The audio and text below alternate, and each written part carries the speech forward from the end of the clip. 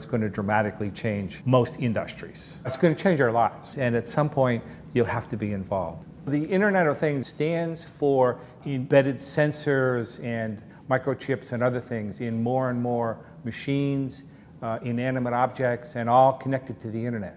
If you think about 50 billion inanimate objects, 24 hours a day, 7 days a week, streaming data to the internet for the owners, for the suppliers, for perhaps third parties who are going to analyze that data, it's just huge. So we have to have a new system of capturing and analyzing data.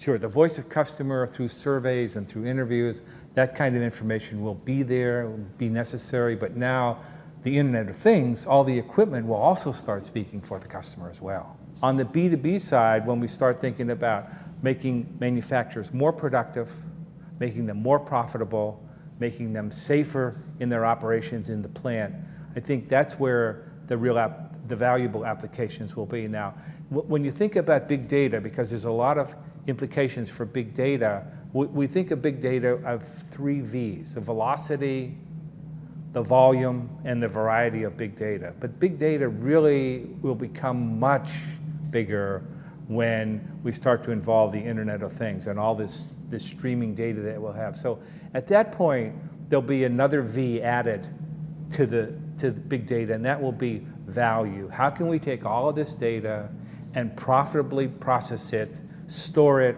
and find valuable applications in it? And I think the most valuable applications will be in B2B.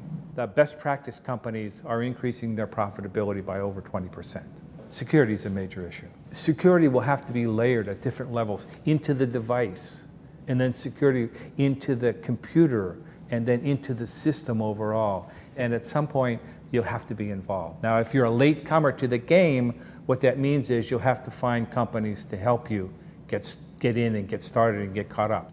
It's also going to change the capabilities for people in the buying center. They're going to have to understand high-tech infrastructure. They're going to have to understand data processing. They're going to have to become much more computer tech savvy.